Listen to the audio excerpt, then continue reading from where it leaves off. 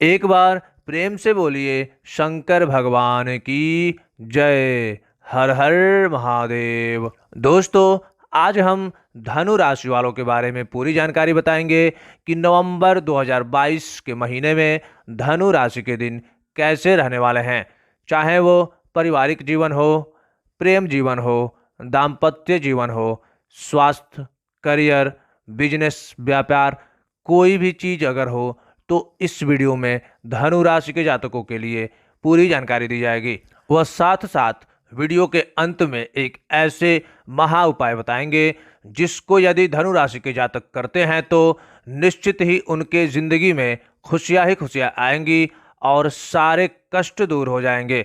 तो दोस्तों, वीडियो में बने रहिएगा और हमारे चैनल को सब्सक्राइब अवश्य कर दीजिएगा ताकि हमें भी अच्छा लगे और हम आप लोगों के बीच राशि से संबंधित जानकारी ऐसे ही देते रहें।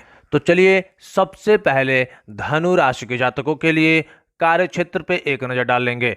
यदि आपके करियर के दृष्टिकोण से देखें तो दशम भाव पर पूरे महीने बृहस्पति महाराज वक्री अवस्था में दृष्टि डाले रखेंगे, जिसके परिणाम स्वरूप कार्य क्षेत्र में शुभ स्थितियों का निर्माण होगा। आप अपनी मेहनत का लोहा मनवाने में कामयाब भी रहेंगे और आपके काम में बरकत भी जरूर होगी।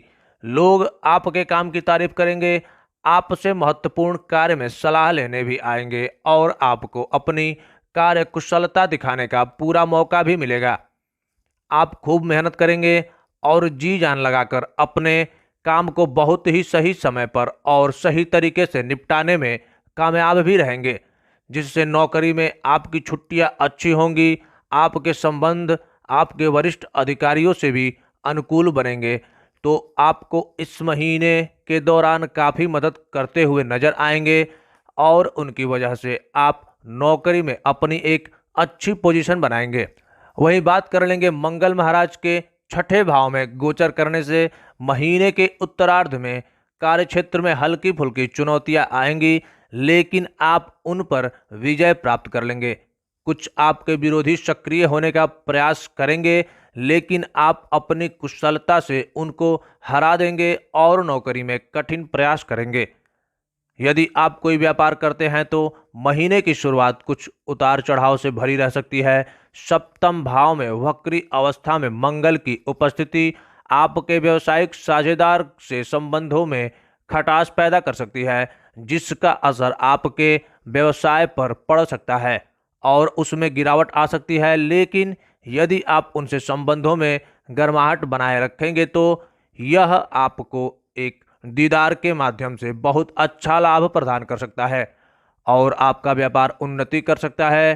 13 तारीख को मंगल के छठे भाव में वक्री राशि में प्रवेश कर जाने से व्यापार की परिस्थितियों में और भी ज़्यादा सुधार होने की उम्मीद की जा सकती है। यदि आपकी आर्थिक स्थिति की बात करेंगे तो महीने की शुरुआत से ही आर्थिक स्थिति प्रबल होती हुई नजर आएगी। एक तरफ तो आपके दूसरे भाव में शनि महाराज अपने ही राशि में विराजमान होकर धन संचय की स्थिति का निर्माण कर रहे हैं और आपके बैंक बैलेंस को बढ़ाने में मददगार भी बनेंगे। दूसरी तरफ बुध, शुक्र और केतु की एकादश भाव में युति आपकी आमदनी में अच्छी बढ़ोतरी के इशारा करती है। आपके एक से अधिक माध्यमों से धन प्राप्त के योग बन रहे हैं।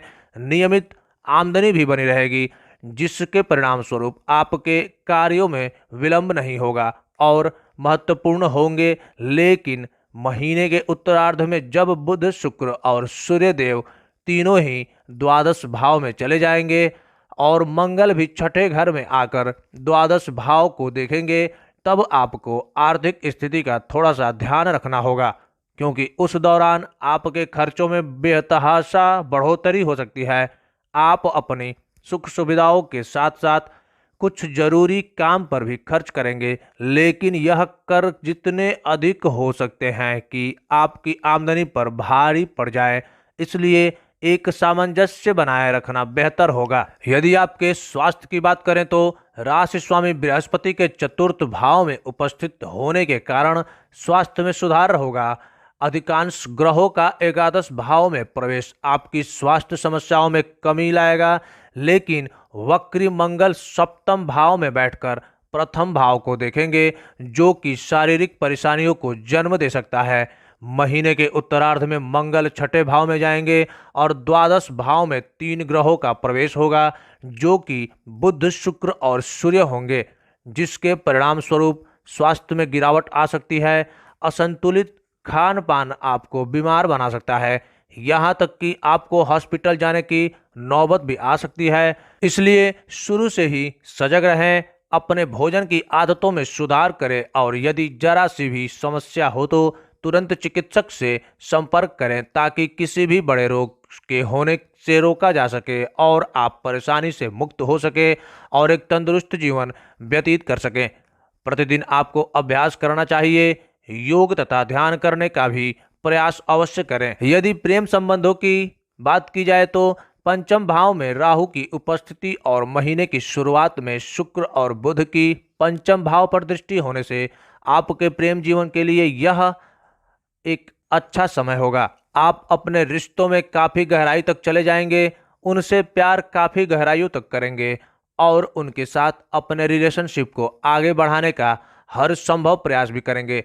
आप उनसे शादी करने का विचार भी कर सकते हैं, लेकिन कुछ सामाजिक समस्याएं सामने आ सकती हैं, जिसके परिणाम स्वरूप कुछ बड़ा होने की भी उम्मीद से इनकार नहीं किया जा सकता है। फिर भी प्रेम संबंधी मामलों के लिए यह महीना अच्छा दिखाई देता है। आपको अपने प्रियतम की बातें सुनने और समझनी चाहिए तथा एक दूसरे को समय देना चाहिए। आवश्यक हो तो कहीं बाहर खाने जाएं या फिर कहीं घूमने जाएं और एक दूसरे की बात का समर्थन भी करें। इससे आपका रिश्ता परिपक्व होगा। यदि विवाहित जातकों की बात करें तो कुंडली के सप्तम भाव में मंगल महाराज वक्री अवस्था में विराजमान होकर आप और आपके जीवन साथी के स्वभाव को उग्र बनाएंगे और इससे आप दोनों के बीच कहासुनी और विवाद की स्थिति उत्पन्न हो सकती है। मंगल की वक्री अवस्था इसमें आग में घी डालने का काम करेगी, इसलिए इस दौरान बेहद सावधान और सतर्क रहें और कोई भी ऐसा काम या बात ना करें जिससे आपके बीच वाद विवाद ज्यादा बढ़ जाए। हालांकि जब मंगल महाराज आपके छठे घर में गोचर कर जाएंगे, तभी नई स्थितियों में अंतर आएगा और आपके बीच सामंजस्य फिर से बहाल हो सकता है और रिश्ते में चली आ रही कमियां भी खत्म हो जाएंगी तथा आप एक दूसरे को अच्छा समय भी दे पाएंगे। द्वादश भाव में शुक्र और बुध के प्रवेश से आपके अंतरंग संबंधों में बढ़ोतरी होगी और रिश्तों में प्रेम बढ़ेगा।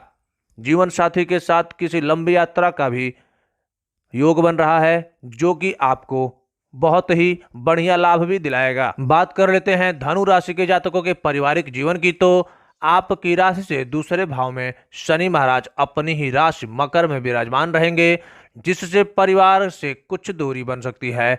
आपकी बात करने का तरीका स्पष्ट होगा, लेकिन कुछ ऐसा होगा कि लोगों को कड़वा लग सकता है, क्योंकि आप मीठी बातें न करके स्पष्ट और लगती हुई बातें कर सकते हैं, जो सामने वाले को चुभ सकती है। इससे परिवार का माहौल भी बिगड़ सकता है, लेकिन यदि आप अपनी इस कमी को नियंत्रण में रखेंगे तो पारिवारिक जीवन और परिवार के लोग एक दूसरे के साथ प्रेम संबंध में बंधे हुए नजर आएंगे और घर का माहौल सकारात्मक रहेगा। चौथे भाव में भी बृहस्पति के विराजमान होने से स्थितियां नियंत्रण में रहेंगी और परिवार के सदस्य आपस में प्रेम भाव के साथ नजर आएंगे। आपके परिवार के सदस्यों का भी स्वास्थ्य अच्छा रहेगा। कुंडली के तीसरे भाव के स्वामी शनिदेव के दूसरे भाव में जाने से आपको अपने भाई बहनों का अच्छा सहयोग प्राप्त होगा। वह आपकी हर संभव काम में मदद करेंगे, लेकिन उन्हें कुछ चुनौतियां पेश आएंगी जिन्हें दूर करने में आपको उनकी मदद करनी होगी। परिवार का माहौल सकारात्मक रह सकता है। प्रतिदिन आपको अपने भोजन करने से पूर्व गौ ग्रास निकालना चाहिए। बृहस्पति के दिन ब्राह्मणों और विद्यार्थियों को पठन पाठन की सामग्री भेंट करें या भोजन कराएं। भगवान विष्णु जी को पीला चंदन अर्पित करें और उसी चंदन के स्वयं को तिलक लगाएं। प्रतिदिन सूर्यदेव को तांबे के पात्र से अर्घ दें और आदित्य हृदय स्रोत का पाठ अवश्य करें। अगर यह करते हैं तो जिंदगी में आने वाले सारे कष्ट आपके तुरंत ही दूर हो जाएंगे।